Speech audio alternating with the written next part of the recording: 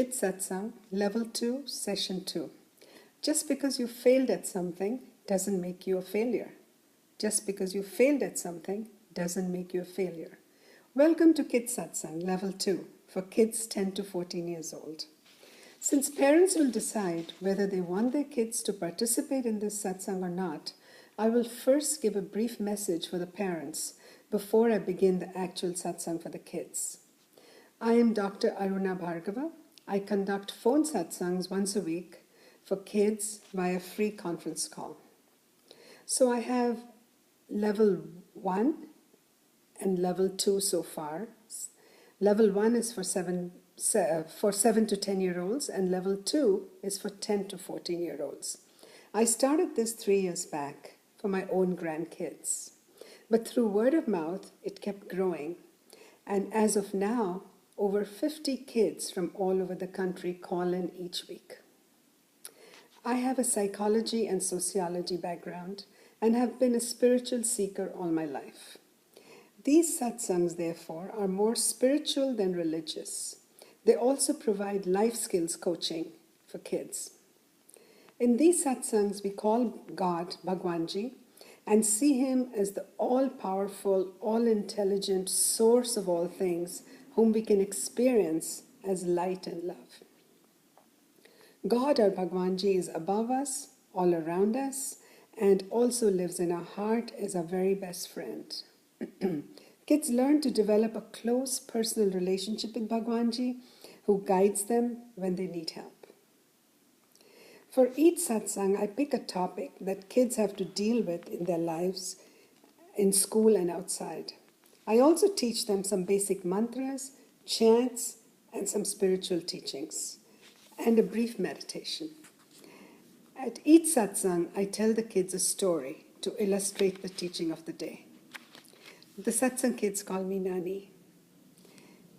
For more information, you can visit my website, drarunabhargava.com, drarunabhargava.com. And if you're interested in joining the weekly satsang, you can email me at drbkidauthor@gmail.com, drbkidauthor@gmail.com. So just because you failed at something doesn't make you a failure. Let's begin with the Gayatri mantra. It is a powerful mantra and it's set to sharpen the intellect. So please repeat after me. Om Bhur Swaha, Om Bhur Swaha, Tatsavitur Varenyam, Tatsavitur Varenyam, Bhargo Devasya Dhimahi, Bhargo Devasya Dhimahi, Dhiyo Yo Na Prachodayat, Dhiyo Yo Na Prachodayat. Today's topic is, as I said before, just because you failed at something does not make you a failure. Sometimes when you try to do something and don't succeed at it right away, we do one of two things. Either we throw a tantrum or we just give up. But kids, do you know that anyone who has truly accomplished something and truly succeeded at something has also failed several times at it? Did you know that failure at something is the greatest learning opportunity for doing it right the next time? I know this is a hard lesson to learn, but it is worth learning because it makes you strong and tough. As the saying goes, when things get tough, the tough get going. Kids, I'm your Nani, and I love each and every one of you. I want to help you form a strong foundation for your life. And for that, if you truly imbibe just 2 things from all these satsangs, I will feel my mission has been accomplished. These 2 things are, I want you to develop a strong, unshakable relationship with Bhagwanji. And second thing is, I want you to develop a strong, unshakable self-esteem. You must learn to always feel good about yourself. No matter what happens on the outside, feel good about yourself. Nothing should be able to destroy your self-esteem and self-confidence. For that, what you say in your head to yourself about yourself is very, very important. So pay attention to what you say to yourself about yourself in your head. Kids, the whole of life is one big work in progress. No matter how old we are, we're still learning about life and how to interact with it meaningfully. I'm still learning and trying to figure it out. I feel very sad when I hear a kid say, I failed at my test, or I lost a game, I'm such a failure. Do you know who brings these negative thoughts into your head? It's the monster of negativity. Today, I gift each one of you an imaginary, powerful, electronic laser device called the Zeldic. Now, as I said earlier, this is an imaginary device. Imagination is a wonderful and powerful thing, but unfortunately, many of us, as we get older, we lose our imagination. But kids have lots of imagination, so I give you a Zeldic each. This will destroy the monster of negativity in a jiffy, but be warned, the monster of negativity has the power to regenerate himself and come at you once again, the moment he sees that you're weak. Every time the monster of negativity starts saying negative things in your head, take out your Zeldic with its powerful laser beams and zell him with your powerful electronic laser device. The powerful zigzagging blue light coming out of your Zeldic will instantly reduce the monster of negativity into a heap of ashes. Or if you prefer, reduce him into a pile of yucky blackish slush that you can wash away with your hose. This process is called zelling. Use your imagination to zell the monster of negativity with your Zeldic every time he tries to take control of your mind. Let me tell you the story of Michael Jordan. I'm sure all of you have heard of Michael Jordan. He is considered one of the greatest basketball players of all time. Did you know that several coaches rejected him in his early years, saying that he would not amount to anything? Did you know that he lost almost 300 games? That's more games than many NBA players have court time in. He missed 9,000 shots at a goal. Again, more shots than an average NBA player even takes. 26 times he was given the ball to take the game-winning shot and he missed. One time he tried to play baseball and become a baseball player, but he failed miserably. Here's an important lesson to learn. Follow your passion and your talent. If you have talent at basketball, stick with basketball. And don't try to be a baseball player. Now, if you have talent in soccer, stick to soccer. Stick with your passion and talent. Then you will succeed.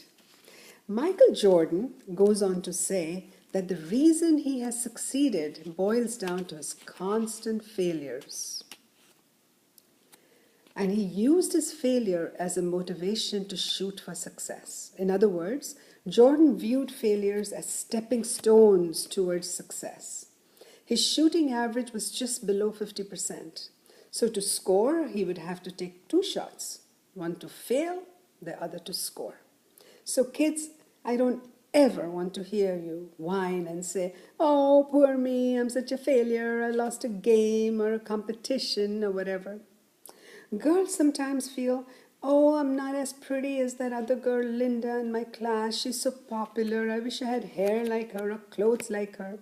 Kids, that's the monster of negativity taking control. That's the time to use your Zeldic. This is the time to say, I am fine just the way I am. I am fine because Bhagwanji made me with great care just the way I am. I'm fine. So let me tell you the story of Thomas Edison. I'm sure all of you have heard about Thomas Edison. Oh yeah, you say, he invented the electric light bulb. A true genius. But did you know how many times he failed at it? He failed almost 1,000 times. Thomas Edison failed almost 1,000 times before he succeeded in inventing the light bulb that completely changed our lives. When he failed 999 times, he didn't whine and say, I hate this light bulb stuff. Who needs a light bulb anyway? The candle works fine. I give up. He did not drown himself in self-pity, saying, oh, I'm such a failure, I'm no good. Let me grab a few bottles of alcohol and get drunk and drown my sorrow and become an alcoholic. Then I wouldn't have to do anything except feel sorry for myself. Nor did he feel so discouraged by his failures that he went and bought himself drugs and become a drug addict. No, sirree. He did none of those things. He did not give up. Sure, he felt discouraged and frustrated sometimes. That's natural. But he did not give up or throw a tantrum or beat up on somebody. He kept at it, and finally he succeeded. If he hadn't persisted and had given up, you would still be reading by the light of a kerosene lamp or a candle with wax dripping all over your homework. Thomas Edison said, many of life's failures are men and women who did not realize how close they were to success when they gave up. He's also quoted as saying, I have not failed. I've just found 999 ways that do not work. Let me tell you one more story. Kentucky Fried Chicken. Kentucky Fried Chicken was started by Colonel Harlan Sanders. Today, it's one of the largest food service systems in the world, with more than 1 billion finger-licking good Kentucky Fried Chicken dinners served annually in more than 80 countries. But success didn't come easily. When Harlan, Colonel Sanders, was only 6 years old, his father died. His mother had to go to work to support the family. At the age of 6, Harlan had to look after his younger brother and sister and also do some cooking. When Harlan Sanders was 40 years old, he got a job running a service station in Corbin, Kentucky. It was on the highway, and he had a small room at the back with a dining table behind the service station where he lived. And that's where he cooked and ate. Here he started cooking for hungry travelers who stopped in for gas. He didn't have a restaurant yet, so he served them at his own dining table in a small room. Sometimes people came to eat, sometimes nobody showed up to eat for days or weeks. But he didn't give up. Cooking chicken was his passion, so he tried different recipes until he hit on his perfect secret recipe, consisting of 11 herbs and spices. He called it Sunday dinner 7 days a week. As his secret chicken recipe became famous, the governor of Kentucky gave him the title Kentucky Colonel in 1935. This is how he came to be called Colonel Sanders. He dressed in a white suit in all his ads and became the famous Colonel of Kentucky Fried Chicken. Colonel Sanders died at the age of 90 of leukemia. But until then, he traveled 250,000 miles a year, visiting different KFC restaurants around the world. He never accepted defeat or think of himself as a failure when in the early years his recipe was not successful. He kept working at making it better and better until he succeeded. Remember, Don't let the monster of negativity get the upper hand in your head. The monster of negativity, if he raises his ugly head, point your Zeldik at him and zell him. Use that sound effect when you point your Zeldik at the monster. Any sound effect you like, use it. Then he will surely crumble to ashes or melt into yucky slush. Whatever is your preference. Now let us repeat our Namokar mantra. We have many Jain kids, so I've included a Jain mantra. It's a very powerful mantra and it removes all obstacles in your life. It's called the Namokar mantra, so please repeat after me. Namo Arihantanam, Namo Arihantanam, Namo Siddhanam, Namo Siddhanam, Namo Ayariyanam, Namo Ayariyanam, Namo Vajjayanam, Namo Vajjayanam, Namo Loe Savvasahunam, Namo Loe Savvasahunam. Now kids, we're coming to a very important part of the satsang. That's 5 minutes of relaxation and meditation. These few minutes are the best investment of your time for the whole week. I know how busy your schedules are. There's always soccer or baseball or tennis or ballet or Bollywood dancing or homework or some such thing all the time.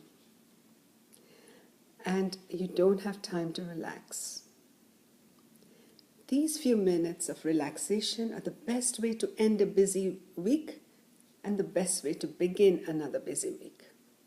Sometimes you wake up in the morning still feeling tired, because when we're sleeping, the body might be sleeping, but the mind is still active, the brain is still active, and you're not rested.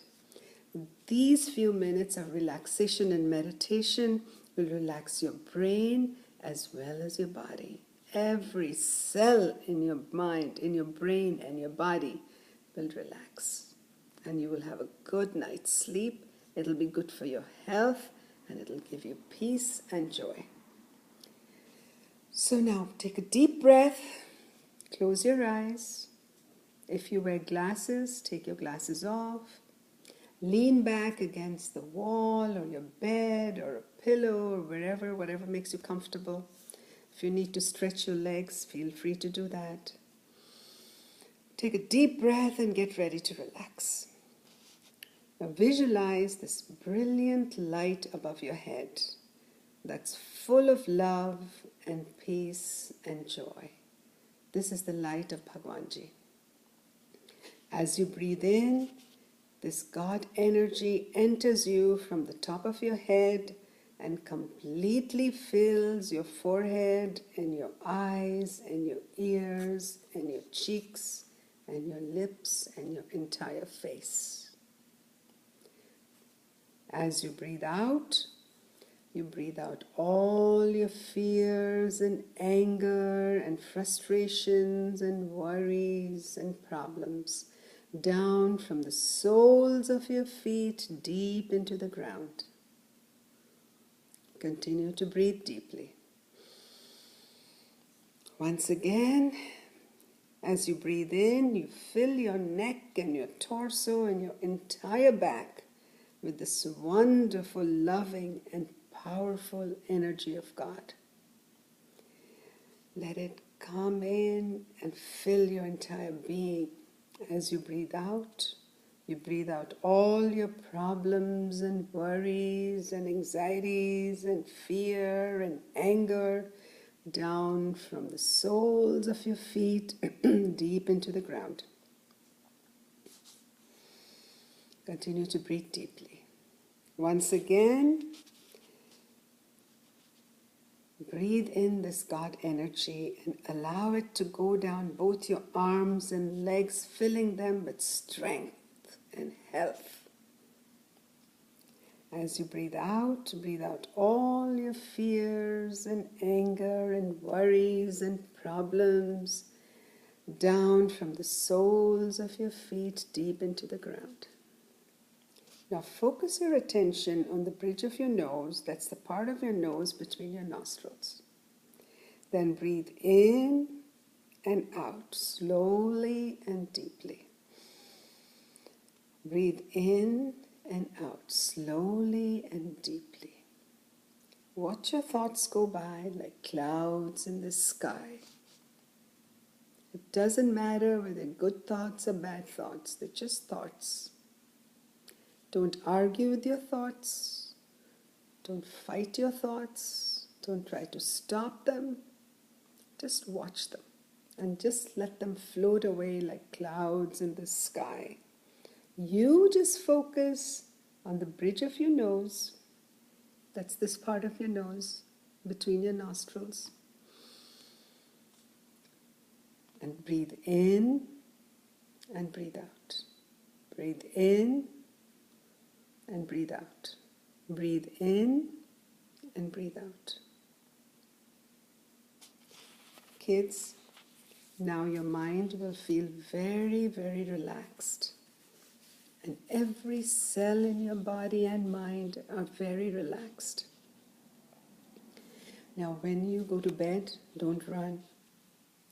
Walk slowly. Don't speak unless you have to. And if you must speak, speak softly. Try to maintain this beautiful state of mind. Keep it when you go to bed. And remember to talk to Bhagwanji before you go to bed. It doesn't have to be a formal prayer. He's your friend. You can just say, "Good night, Bhagwanji. Thank you, Bhagwanji, for all the blessings in my life." If you have a problem or a question, you can ask the question and I can tell you he will answer it. Maybe not right away, but you will get his answer. So kids, good night. Namaste kids. And now you say Namaste Nani. Namaste kids. Namaste Nani. Good night and sweet dreams, and I'll see you next week. Bye.